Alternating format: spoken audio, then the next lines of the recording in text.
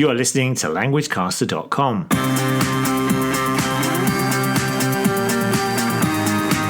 Hello everyone.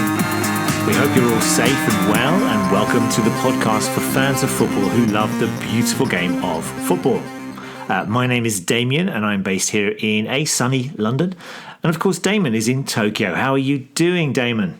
Well, not bad, Damien. It's been a pretty wet and windy week here in Tokyo. The rainy season has arrived, but I've managed to watch a bit of football, including the highlights of the Seville derby we mentioned last week.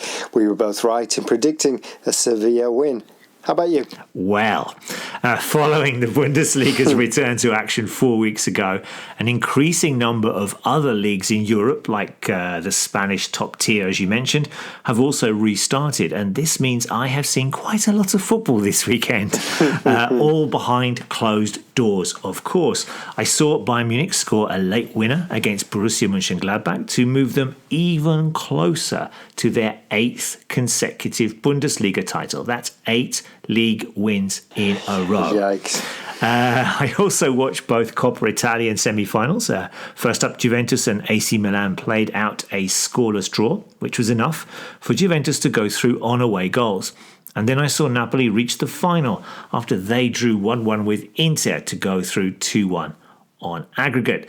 Like you, Damon, I also watched the Seville derby on Thursday night. A fairly comfortable 2-0 win for Sevilla against Betis.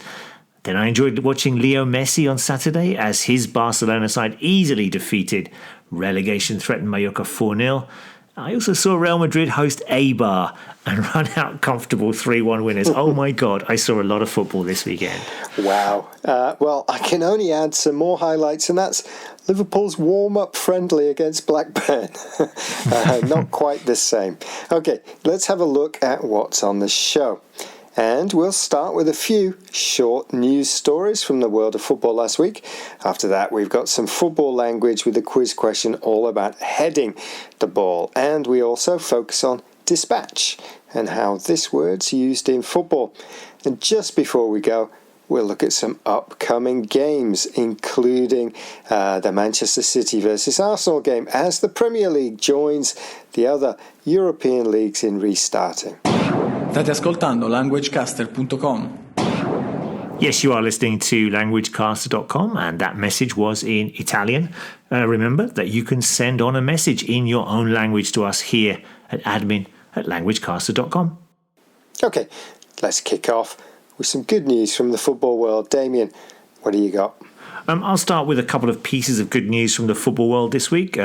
Players from the Premier League are going to wear the slogan Black Lives Matter on the back of their shirts instead of their names for the first 12 matches after the restart.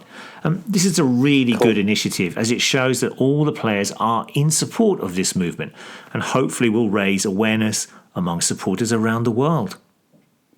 The second piece of good news revolves around Manchester United forward Marcus Rashford and his amazing initiative to help feed underprivileged children here in England.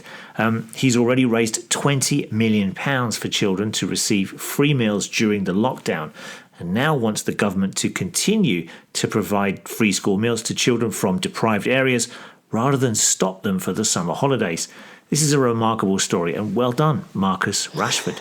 Well, for me, I'd like to talk about how football's helping victims of the Grenfell disaster. In London, June 2017, Grenfell Towers, a block of flats, suffered an horrendous fire and 72 residents were killed. And the deaths were caused by poor building materials and a lack of safety features. After this terrible event, a group of residents who survived started a football club to help heal those who survived but suffered psychologically.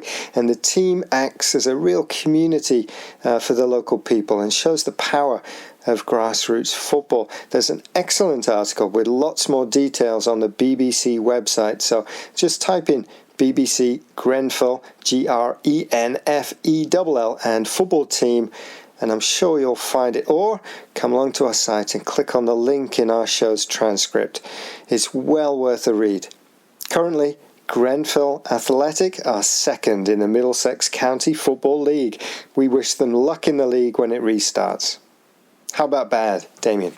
Now, we all know that games are being played behind closed doors. There are strict rules and regulations about how many people are allowed into the stadium: players, substitutes, coaching staff, ball boys and girls, and the media. Incredibly, on Saturday night in the Mallorca versus Barcelona match, a pitch invader came on to take a selfie. That's a photo, obviously, with Leo Messi of Barcelona. He was taken away and charged, but if someone can get onto the pitch at this time, particularly as we are still in lockdown, it does not look good at all. It really doesn't. Well, we're going to finish with no ugly story this week. I want to focus on the positives. I think we all need good news, and there's nothing better than a last gasp winner. Well, that's if it's your team that wins. Scoring machine Erling Haaland of Dortmund has had a barren patch recently. He failed to register a goal for 5 games, so what better way to break the drought than with a 95th minute headed winner? That makes it 11 goals in 12 games. On fire. 지금 여러분은 languagecaster.com을 듣고 계십니다. Right, it's time for a bit of football language and a football language quiz question.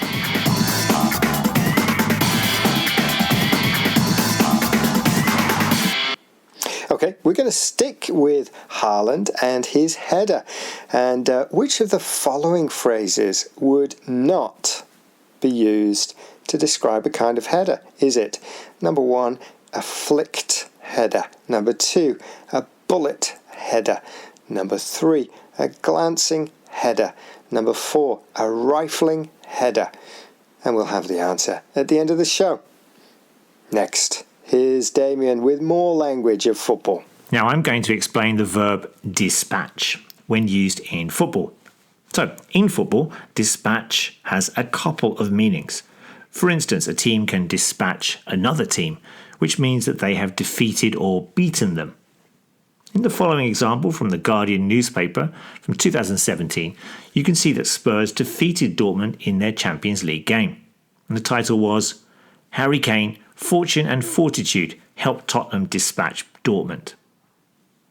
Another meaning of the verb to dispatch in football is when it is used to describe a successful penalty. To dispatch a penalty means to score from the penalty spot. Here's another example from another Spurs game in which the Tottenham striker Harry Kane successfully scored his penalty. There was little doubt Kane was going to dispatch the penalty. That was from Ham and High in 2018. A third example of the verb dispatch simply means to shoot. So, for example, a forward can dispatch the ball into the net. Here's an example from FIFA.com's official website for basic techniques. This shooting is an action with the objective of dispatching the ball into the opponent's goal. Nice one. For the second meaning, we could also use convert a penalty, couldn't we? But dispatch sounds much more clinical. Yeah, I think so. Yeah, that's right.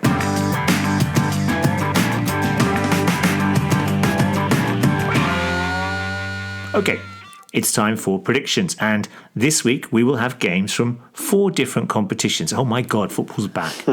La Liga, the Bundesliga, the Coppa Italia Cup final, and 2 games from the Premier League.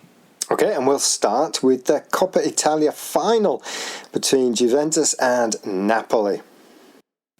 Yeah, the Italian Cup final takes place in Rome on Wednesday between Napoli, who have won the trophy on 5 occasions, and Juventus, who will be aiming to win their 14th title. What do you think, Damon? I'm going with the numbers. Juventus 14 to Napoli's 5. A win for the Turin side, maybe 1-0. You? I'd love it if Napoli were to win the trophy. But like all the top teams, Juventus know how to win. Maybe 1-1 and a penalty shootout win for Napoli. Okay. Now, Werder Bremen versus Bayern Munich. We've been following the Bundesliga for the past 4 weeks and seen the brilliance of Bayern Munich, who now only need 1 more win from their final 3 games to win their 8th title in a row. They travel to relegation-threatened Werder Bremen, who had a great 5-1 away win on Saturday to move them onto the same points as Fortuna Düsseldorf in their battle to stay in the top flight. Bayern, they look too strong. maybe 2-0, and another title for the Bavarian side. Yep, 3-0 and another title. Now, Damon, the Premier League is back on Wednesday, June 17th, with Manchester City versus Arsenal. And the Blues are at home. They would be favourites anyway, but do you think the empty stadium may give Arsenal a better chance? I think it will give them a better chance, but I'm guessing that Manchester City's preparation for the reopening of the season may have been more serious than Arsenal's. I can never quite trust Arsenal to put a shift in. So a home win, 2-0 to Manchester City. Wow. Yes, I think City will win this. I certainly hope so. Maybe 5-1. 5-0. I'm changing to 5-0. Okay. Okay, La Liga, Real Madrid versus Valencia. Now, I saw Valencia play the other night against Levante in the Valencian derby, and they were leading until the final minute when they gave away a silly penalty. And ended up drawing 1-1. Now, there's a huge battle among 5 teams for the final Champions League spot in La Liga, similar to the Premier League. So Valencia need the points, but I also saw Real Madrid yesterday, and they looked very clinical indeed. Maybe a 3-1 home win, even though, of course, it's not the Bernabeu, as the Real Madrid stadium is having work done on it, and they're playing at their B team stadium instead. Yes, Real Madrid 2-0. It's a 2-horse race, and I don't think Madrid drop points here.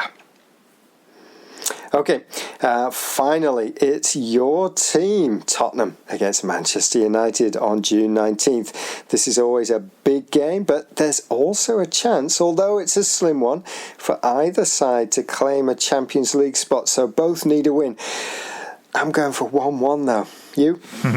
It's funny, but when we were supposed to play this game back in March, Spurs were in poor form with lots of injuries, but now we have many first-team players back, so that might be a positive thing for them. A draw seems like a good prediction, but I'm going to go for a home win. 2-1 to Tottenham. Okay, it's nearly the end of the show, and that means we need to give you the answer to our football language quiz question, which this week was about headers. Which of the following phrases would not be used to describe a kind of header? Is it a flicked header, number 1? Number 2, a bullet header? Number 3, a glancing header, or is it a rifling header, number 4? Damien, what's the answer? And which is your favourite kind of header? Well, the answer is number 4, a rifling header, which is not a phrase that we use in football. To rifle a shot means to hit a shot really hard, but it's not used with headers. A bullet header is one that is unstoppable as it moves very fast. Flicked and glancing headers both have less pace on the ball as the players guide the ball. I think my favourite would be a glancing header, as it takes skill and technique to deliberately guide the ball past the keeper, placing the ball beyond the keeper. Well, what about you? Yeah, I think I'd agree with you. I think there's nothing better than a cross coming in and a lovely glancing header into the top corner. Great stuff. And that brings us to the end of the show. Remember that you can contact us here at LanguageCaster through our various social media platforms, Facebook, Twitter, Pinterest, Instagram. Come along to our forums, ask a question, or just drop us a line at admin@languagecaster.com. Take care, everyone. Stay safe. We'll see you soon. Stay safe. Ta-ra.